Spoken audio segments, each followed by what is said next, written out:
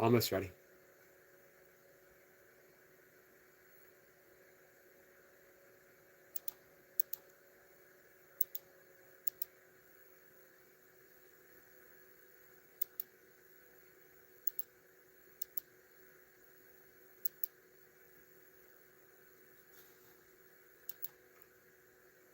Hey, Sniper. Yep, lesson 30. I should get busy, right?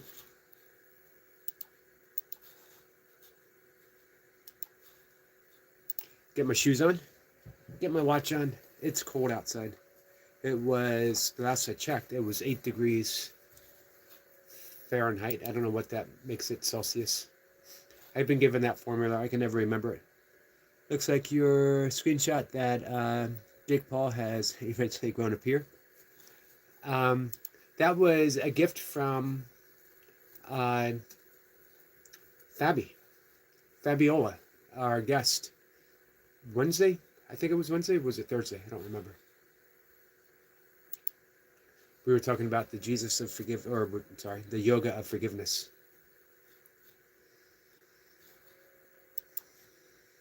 Hey, Anna. Good morning to you.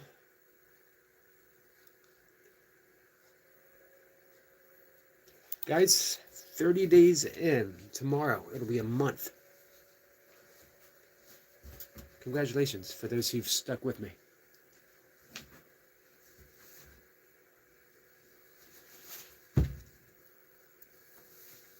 All right.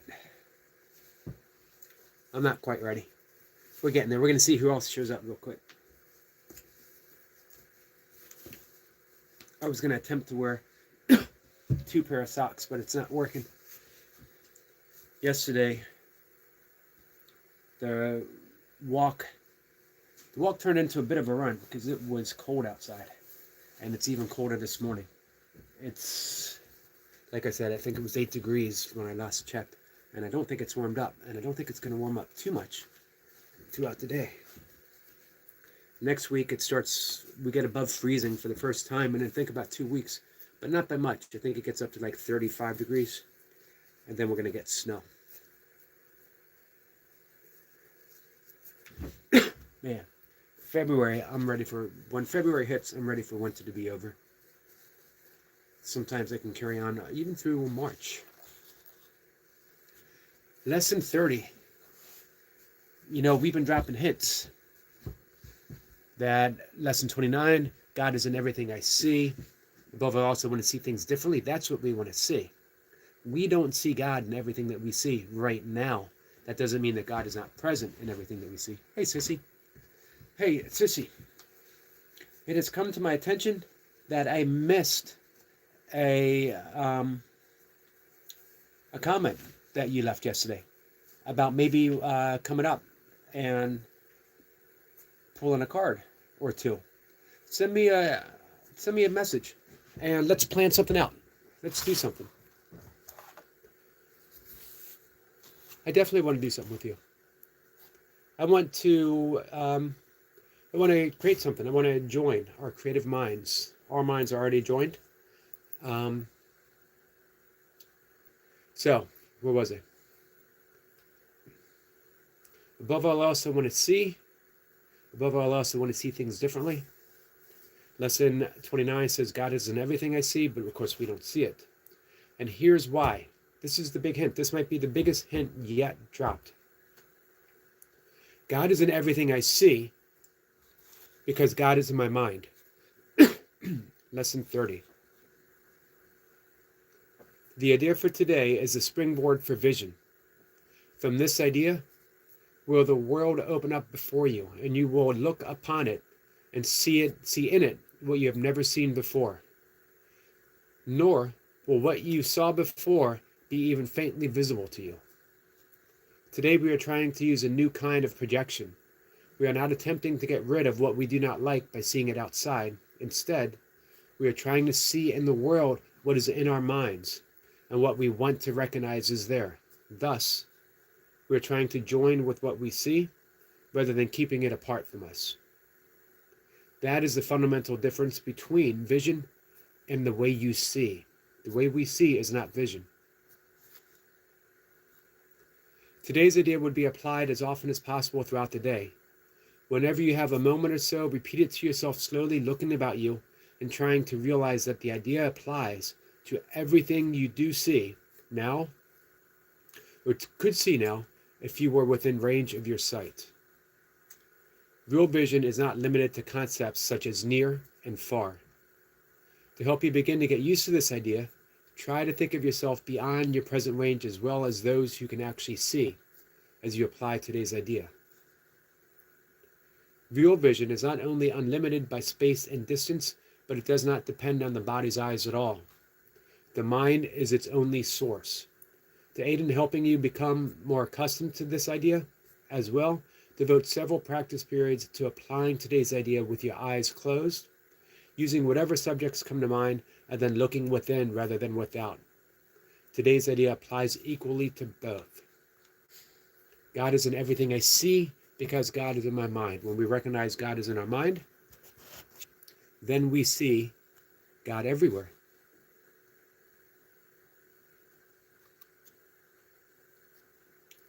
Semper says that's quantum thinking. Indeed it is.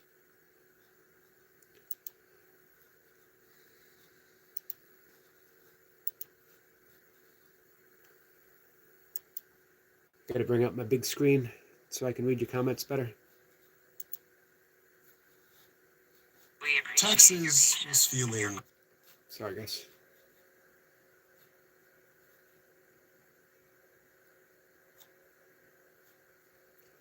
All right. Hey, any questions about lesson 30? I like that comment, Sniper. Sissy says, okay, I need more time to prepare and actually be presentable next time. Thanks. Well, wait a minute.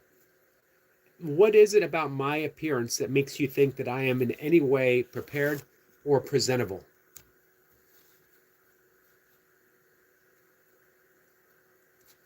I am not sure I've ever been presentable for any occasion or situation in my entire life.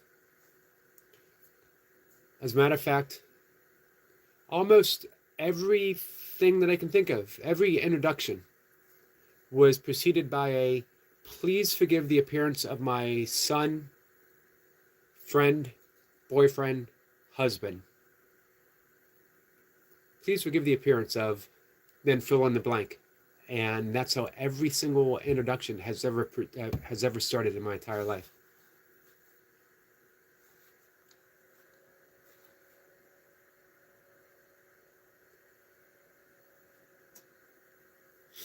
The handshake of God to me now is my connection to intuition and insights. I like that. God is in everything I see because God is in my mind, indeed. In truth, we are in the mind of God. We are ideas in the mind of God. Granted, with all of the creative ability of the fathership, the oneship, of God, of that creative mind, of that all encompassing, nothing absent mind of God. Our mind is so powerful because we are within the mind of God right now that when we had this tiny mad idea, what would it be like to be separate from our Creator? What would it be like if we created ourselves? If we were our own Father? It was so powerful, we forgot to laugh. We remembered not to laugh. And with all that creative thought that we have, we dreamed the world instantly. But we got lost in it. We got frightened. We believed the dream was real. Have not been able to laugh our way out of it yet. But we can, and we're beginning to. Every lesson we do reminds us, smile, laugh, be joyful. Because that dream never actually happened. Like every dream, the dream doesn't actually happen, right? It's imagined, it's dreamed. And we wake up. We are dreaming Maya, this world, the dream, the illusion. Ourselves, this body. And then we wake up.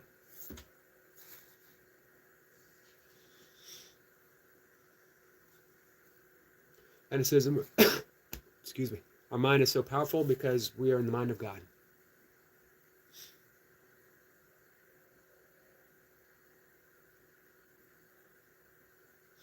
Sophie says, Eric, I found something last night after you were saying get an early night. It connects the trap, the closed trap, the samsara. Interesting.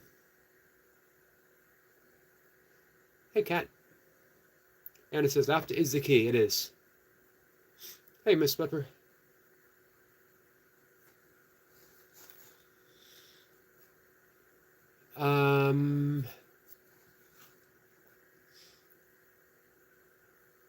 I'm going to read what I wrote. I wrote about yoga and A Course in Miracles. I wrote about the Bhagavad Gita. Hey, Todd. Step off the battlefield. I think I should have titled it Stepping Off the Battlefield. I like to imagine that while still on the battlefield, post-fighting and with a quiet peace beginning to settle, Krishna offers one more path of yoga to his pupil, Arjunan. A fifth, and for now still secret path, shared just between them. With a whisper, it's revealed that forgiveness transcends the actual battle that was only imagined, frightfully so, but still taking place in the collective mind shared by us all. This is the yoga of forgiveness, an escape from Maya, and even more direct than all the other paths. The truth is, that ancient battle was brief in its pause. We have continued to war against ourselves, and it's still imagined. Only Maya, just waiting to be forgiven. This moment, right now, is the age of true yoga. We step off the battlefield once and for all, forgiving the dream and returning home together. The battle, the only battle, the true battle, is in our mind. And because our minds are so powerful, so creative, linked, there's only one mind shared between us all, we have created this battlefield that we call the world, that we call life.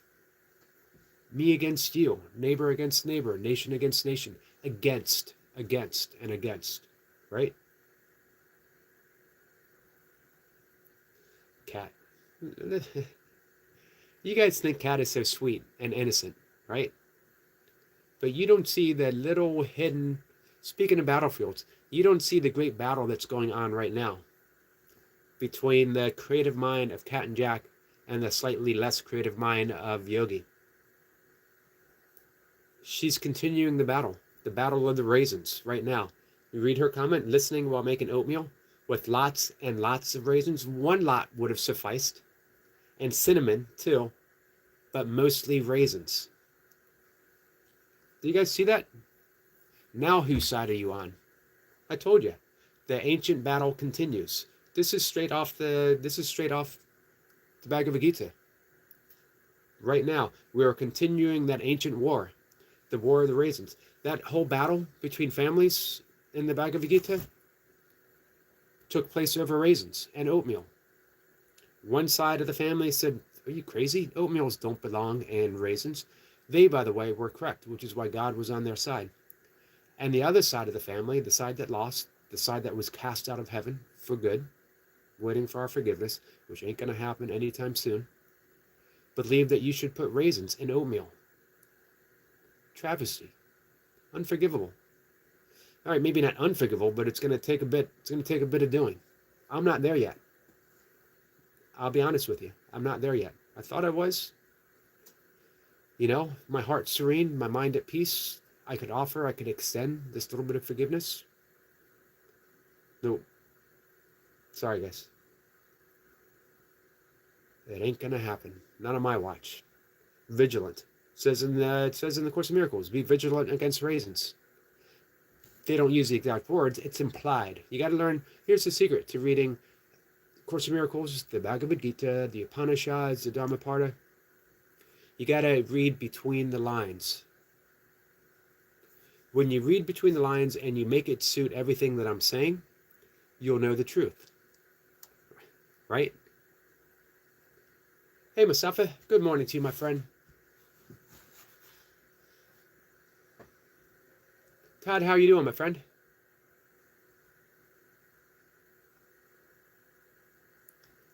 I can't tell if you're joking or schizophrenic. A little bit of both. Mustafa says, listening to you makes me feel happy. Thank you, Yogi. Thank you, Eric. You're welcome, Mustafa. I'm glad. Miss Pippa says he's the type to pick the raisins out. And I am the type that would never have anything with raisins in it, ever. I do not eat zombie fruit.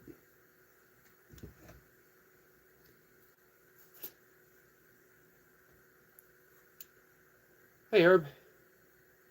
Is this... Let's see. Justice says, or just listen.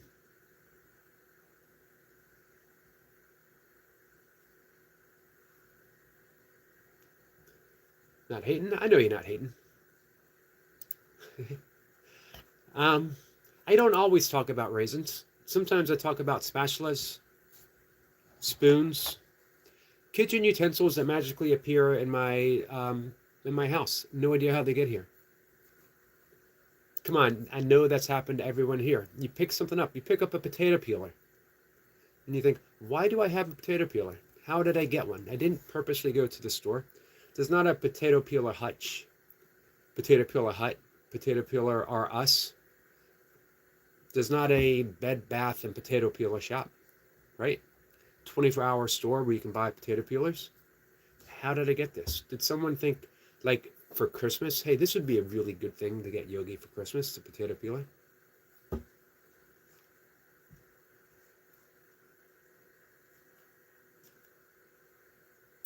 By the way, Herbie Hancock, one of my favorite jazz artists.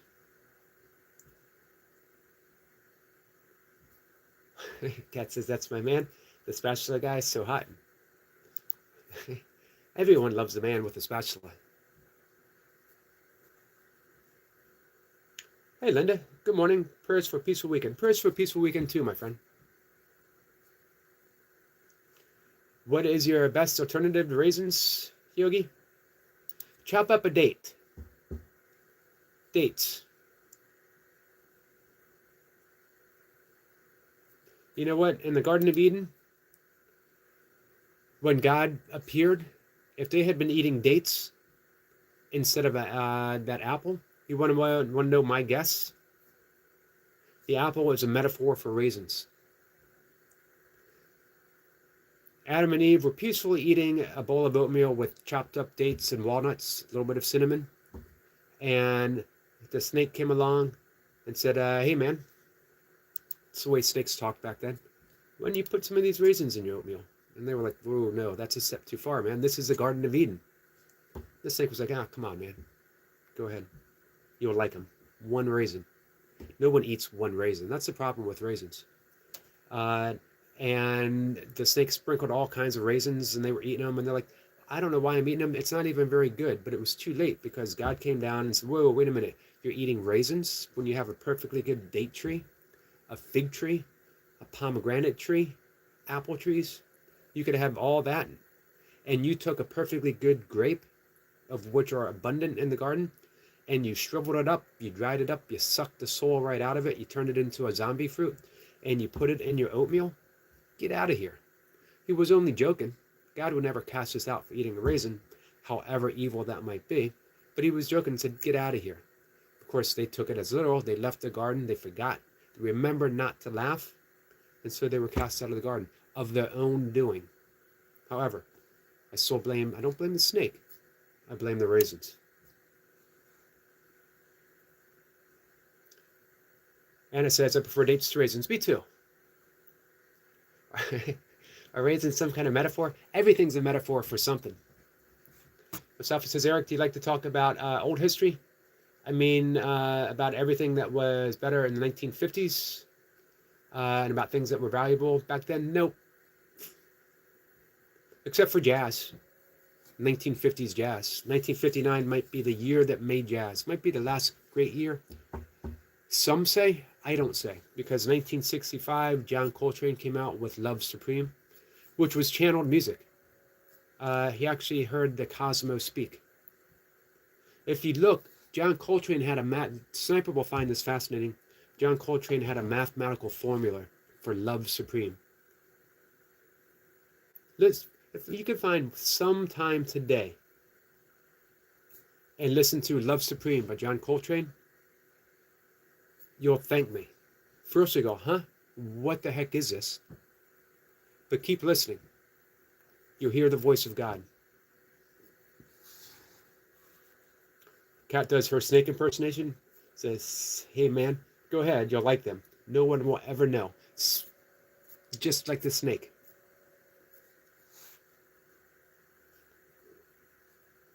No, man, I'm just talking about raisins, Burnsy, I'm just talking about raisins. I like Eric. You felt my vote. Well, thank you. I appreciate hearing that. That doesn't sound good, Rocco. There's a great saying in ultra running, ultra marathons, specifically 100-mile races. After mile 50, never trust the fart.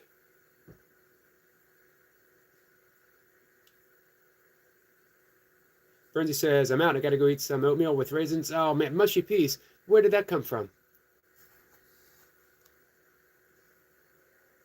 He actually doesn't like raisins or mushy peas. Don't give away my secrets, guys. They will be used against me. They'll be brandished against me. Weaponized. You'll get me kicked out of the garden. Hey, Bernsey, thanks for coming in and hanging out. I appreciate it. Sissy says, I love golden raisins. There's nothing golden about raisins. Golden raisins. See what you can buy for that currency. Next time you go to the supermarket, be like, oh man, I forgot my credit card. I forgot my wallet. I don't have any cash. But I do have this handful of golden raisins for you. And hold it out. Hold it out to the cashier. Say, here, I can't pay for all this with cash, but I have golden raisins. And see what happens. See how far you get. Sissy, you let me know how that works for you today. Hey, Daniel.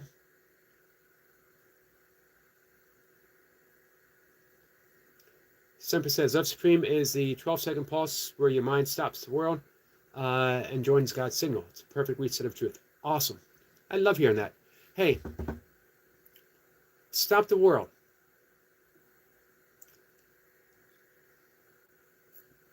You know that's a lesson from Carlos Castaneda. That's a Toltec, to stop the world. Our shaman, Joel, who was up on Monday, talked about if we could be silent, if we could be quiet for 10 seconds. He said 10 seconds. Sniper is advocating for 12 seconds. The world would stop, meaning we would stop dreaming the world. We'd see through the illusion, escaping Maya. Sissy says, we will never leave the garden. We will imagine ourselves. We'll have that handful of golden raisins and say, hey, look, I could buy a plane ticket. Some other garden.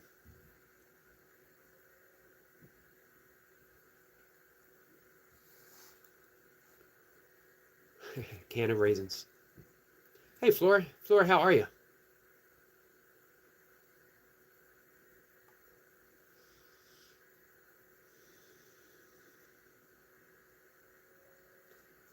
Simple says, Eric, my world has always stopped stationary. Is the ethers that's moving. I'm thinking of, it was in the movie Valley Girl. You ever see Valley Girl? I believe it was Nicolas Cage's first movie. The first time I heard, and I can't remember the band's name, I'll Stop the World and Melt With You. Awesome song, by the way. If we ever have a karaoke night again, maybe I will try to sing it.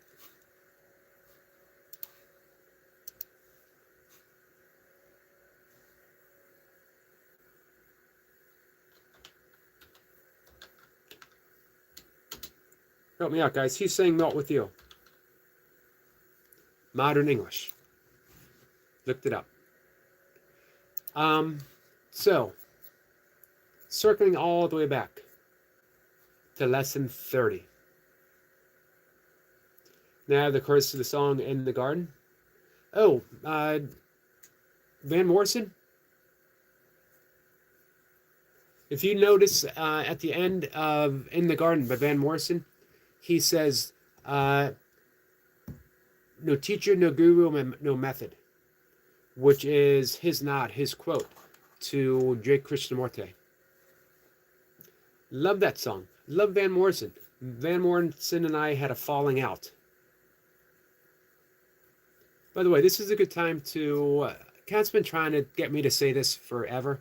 She's like, you know what? You don't talk about the semi famous people that you know enough.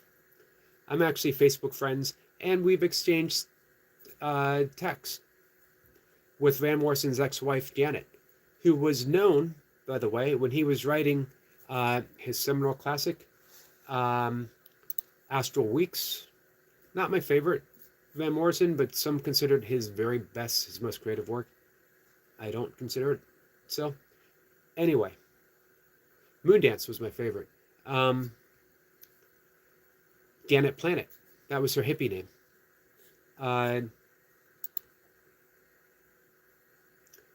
Let's see. Natural Bridge, you don't like Van Morrison? Or Raisins? But you know, also, Iron Butterfly. Iron Butterfly were singing in the Garden of Eden, baby. But as they were singing it, it came out in the Garden of Eden, baby. Are you going to see the movie Melania? I will not see the movie Melania. It's gotten rave reviews by like ones and twos of people. Eden means a walled garden. Hey, Justine, welcome back, my friend. Thanks for being here. Or mushy peas. Imagine trying to pay for something with a handful of mushy peas.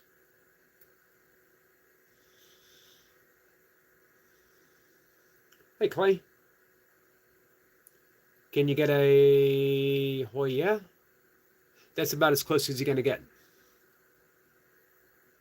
Did you see Lady Gaga's new version of Beautiful Day in the Neighborhood? I have not. I'd want to see it, though. I do want to see it. Bridge says Astral Weeks is actually pretty good. It is really good. It's just not my favorite Van Morrison. I think he had better stuff later on. I mean, as awesome as it is, but man, think of Moondance. Think of, man, maybe the most romantic song ever written, Into the Mystic. Those first few notes tap your curiosity. That little mystery, what's coming next? And then everything else just grabs you and pulls you into the heart. Tupelo Honey, man. Philosopher's Stone. Anyway, Van Morrison, he's a big seeker, very mystical, but he's invested in the seeking and never finding, which creates problems. When you always have that spiritual carrot hanging in front of you, thinking there's one more great truth, one more great truth, one more great truth. You keep chasing that carrot of enlightenment. You keep thinking of awakening instead of being awakened, which you already are. Once you realize you're already awakened, you settle in and you just practice. You don't need to chase anything. There's no more one great thing. Truth is not divisible. There's just truth.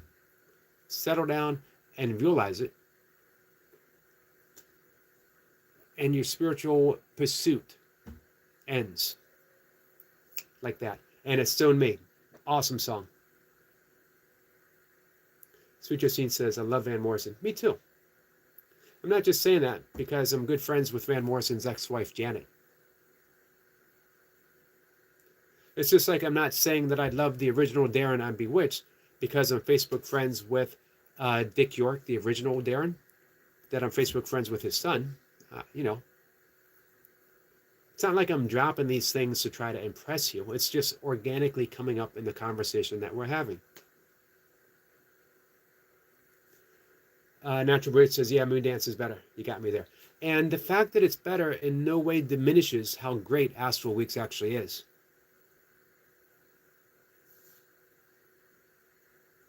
Let's do that. Let's look at Moondance.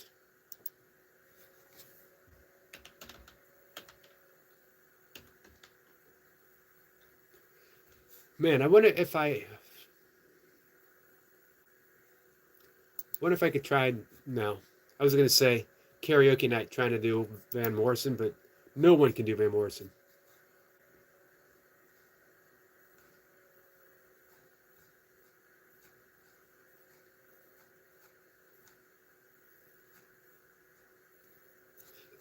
So listen to this. By the way, Caravan's one of my all-time favorite songs.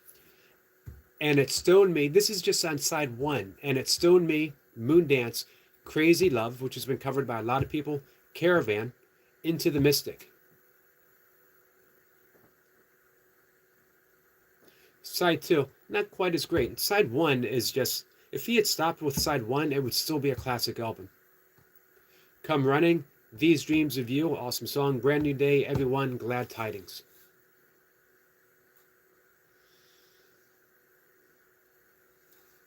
You just can't top it.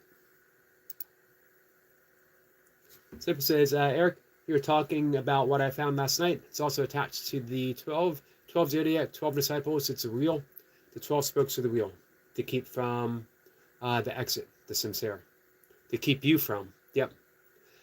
And the truth is, we keep ourselves out of it. Natural Bridge says, yes, side one is great. Hey, Zed, it's hard to top that. Horn section two. Yeah, you're absolutely right.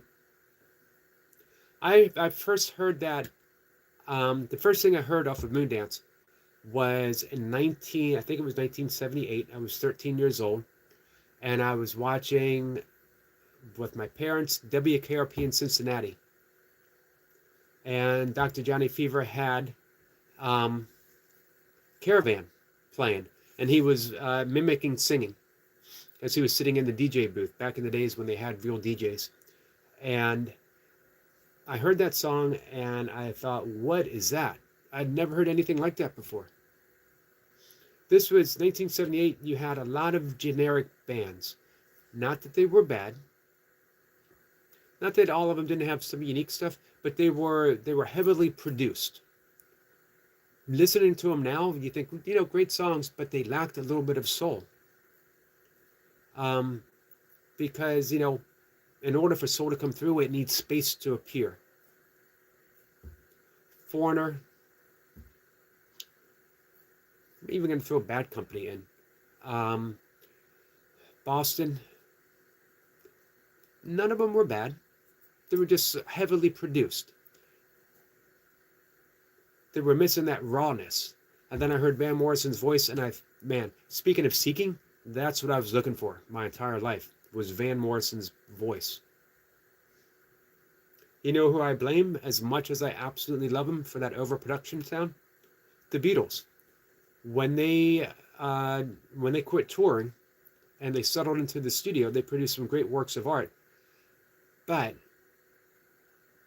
they started trying to, especially their last album produced by Phil Spector, and he created what was called the Wall of Sound, in which he wanted music in every little space.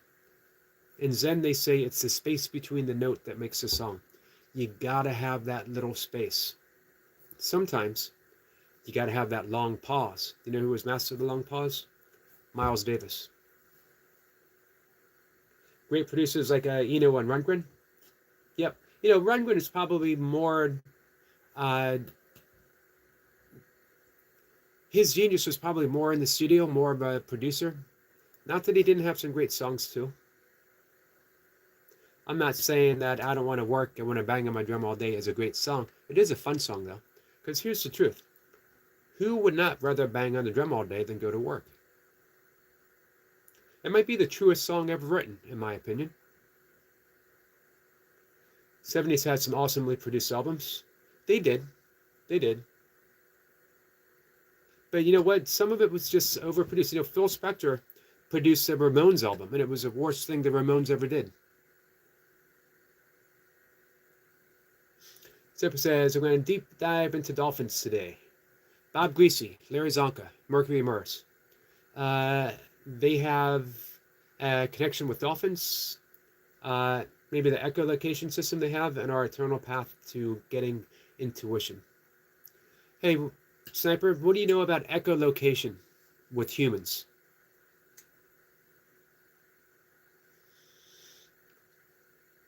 Hey, Shabushkai, did I get that right? They might have taken your lips, but they can't take your voice.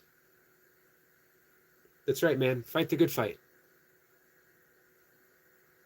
Eckhart Tolle says that too. Yep. Hey, Jonathan.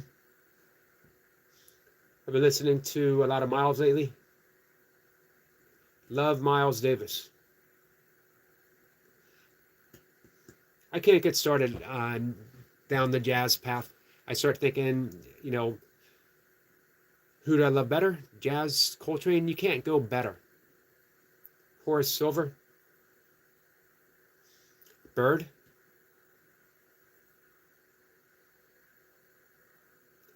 Ahmad Jamal is my happy place. The Kinks are going to be an 8-man. What do you think? Did the Kinks were they the first punk band ever? Did the Kinks invent punk rock? But with thoughts, not sound. Honest opinion on sinners, there is no sin. Sin was mistranslated. It actually meant mistake. Who's not mistaken and who has not made mistakes?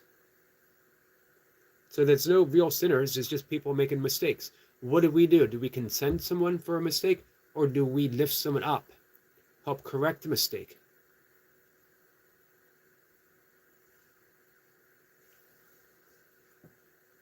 Let's see. Skill stereo, did I get that right? Jazz-wise, music-wise, history-wise. Zephyr says there is no sin. No, the movie. Bad.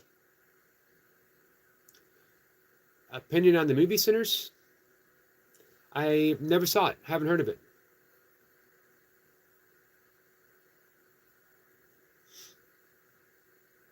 That's our 12-second pulse, Eric. The where did that go? Oh, the 5 persistence or the echolocation.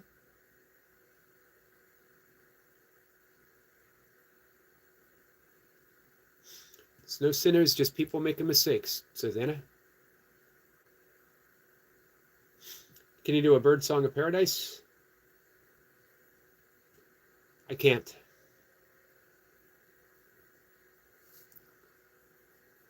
Cool vampire jazz movie? I don't know that. We're going to wrap things up in just a minute, guys.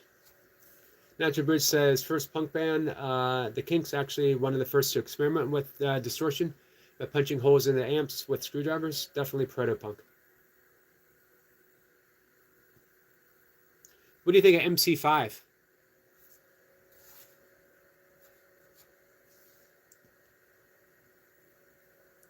Hey, Natural Bridge, if the Kinks were proto-punk,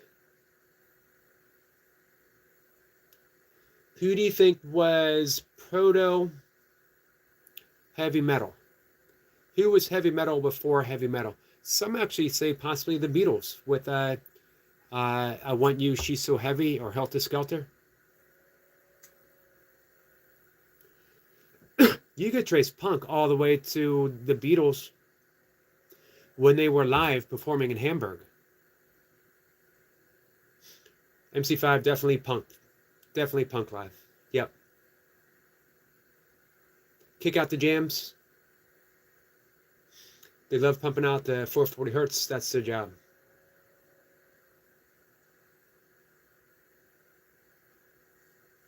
Sinner sounds like perfect programming. It does. Oh, Blue Cheer. Their version of Summertime Blues. Back when I was a kid, 98 Rock in Baltimore, Maryland had Electric Lunch. And they would break out stuff from the 60s, early 70s. And my friend Larry, no longer with us. Big shout out to Larry. Best friend all through high school. He passed away the March before last. His sister sent me an email, text, and said, there's just no way to say this. Larry passed away. He had a massive heart attack. He was a truck driver. And he wanted to get in touch with me. He wanted to go take a walk. And sadly, because of stuff I was going through. I kept putting it off.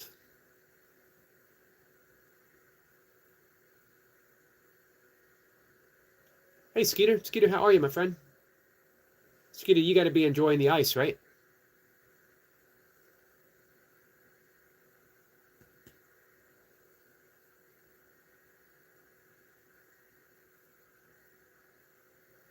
Hey, Natural Bridge. Greatest live album ever, and about as punk can ever gonna get. Maybe even a splash of heavy metal thrown in there. The Who's live at Leeds. Young Man's Blues. Magic Bush and my generation when it was done live out in Leeds. Zipper says I'm going to keep quiet now. Oh, 440 is a frequency dampened by the handshake from God. Dampened. What do you mean by dampened? 5 degrees right now. So solid ice. Yeah, it's. I think we might have warmed up to like 8.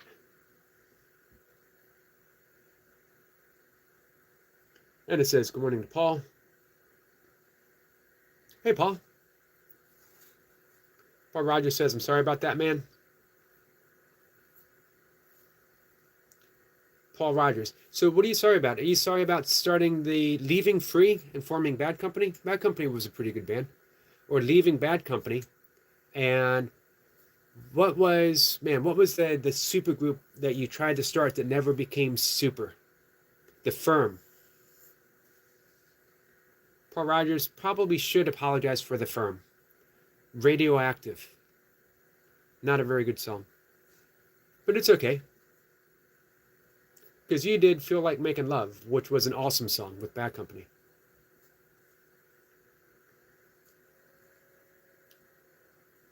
Hey, inevitable.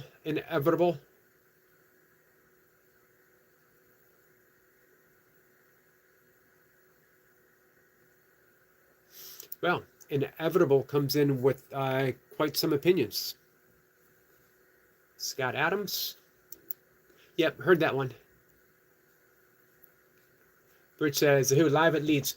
Leeds. I'll check it out. Thanks, Adam, for my playlist. Let me know. I'm live again at 1 p.m. at 5:25. I'll have a guest, though. So we won't be chatting. This is the only time I really get a chance to chat all day. And we're going to go in a minute. Hey, Wonder Bucket, Left Hand Free by Alt J. I don't know that. What does Inevitable have to say now?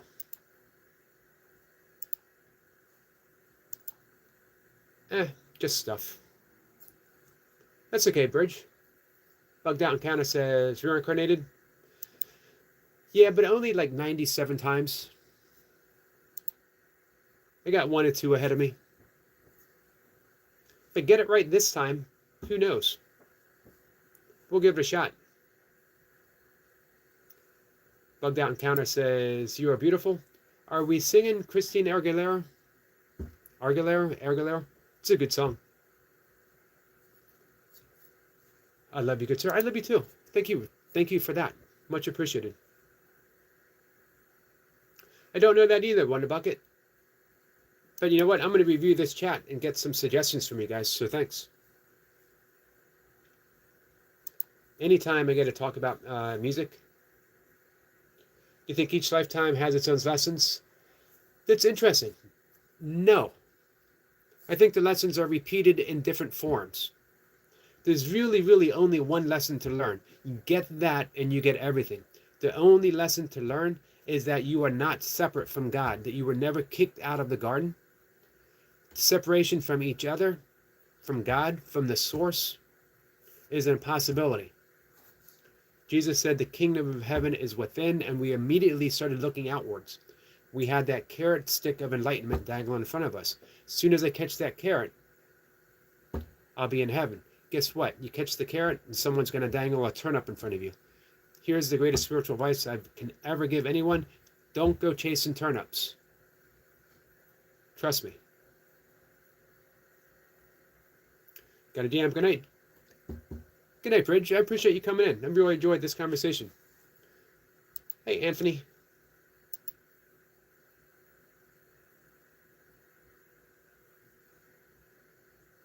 Bugdot says, go, 1 million subscribers. Justine says, amen to that, never separate. So we get that and we get everything. Every lesson we have learned is just a version of that. Keith Green is the best gospel singer ever. He's like the Elton John of gospel. I don't know Keith Green, but I'm going to check him out. Don't go chasing butterflies or waterfalls. Oh, there it is. Don't go chasing waterfalls. That's a good song.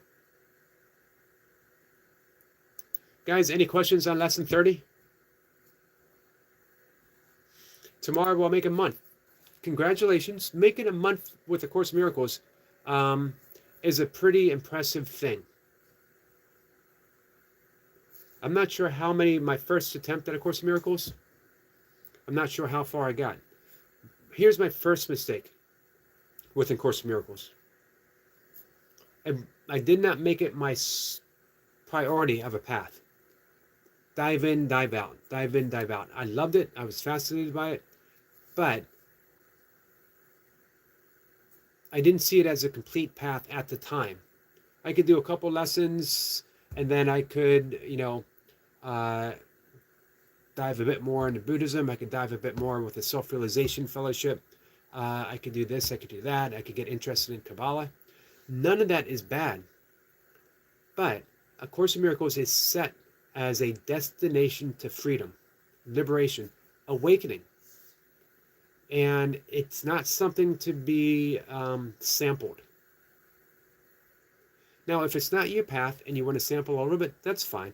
But if you want that direct experience of awakening, you got to start with lesson 1 and work your way through it. And eventually, you got to read the text.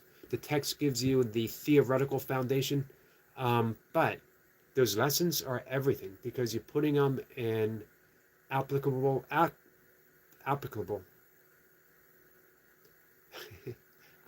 practice every day.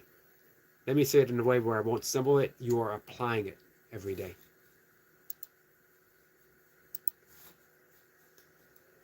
It's 4 a.m. here. It's going on 6 here. Bugged Out says, you're an amazing person. I hope we have a great rest of the week. Thank you, my friend. I hope you do too.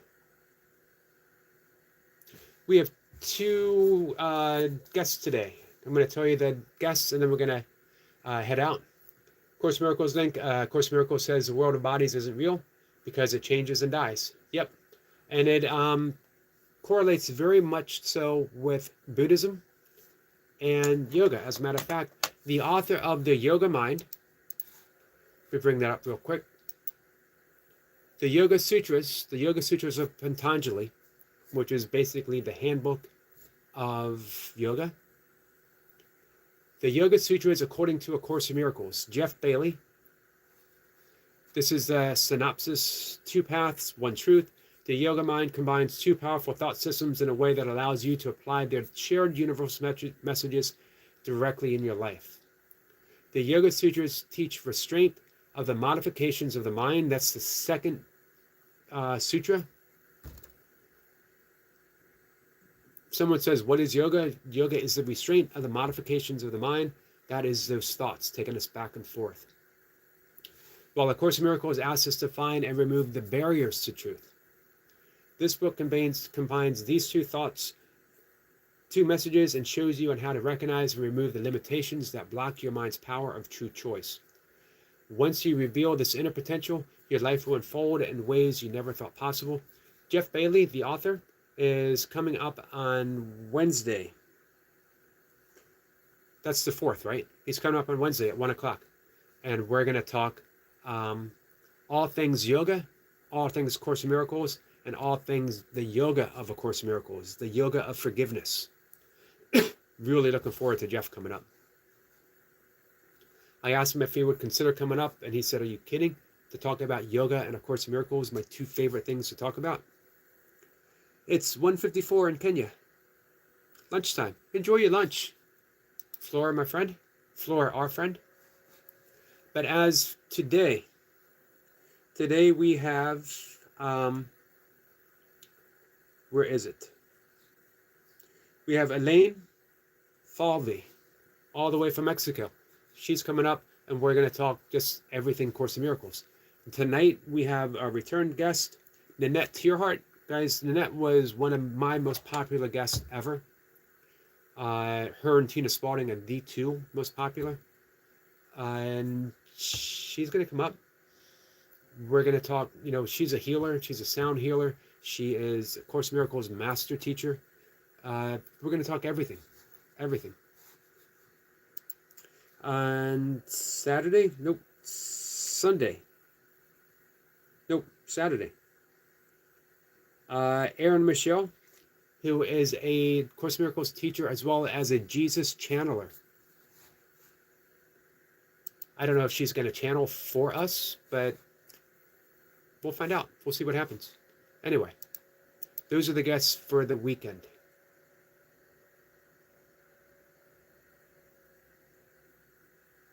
I'm excited.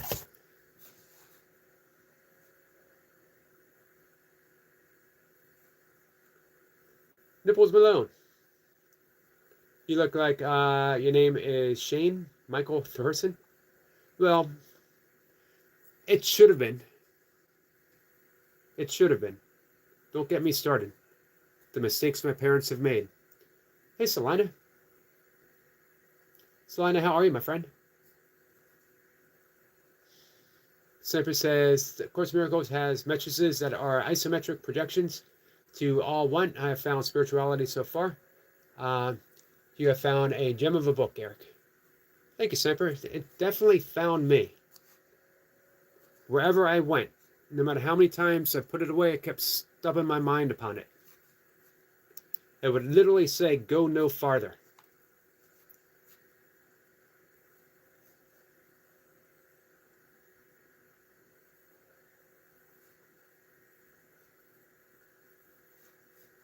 All right, guys, heading out, taking my walk. Gonna do my workout.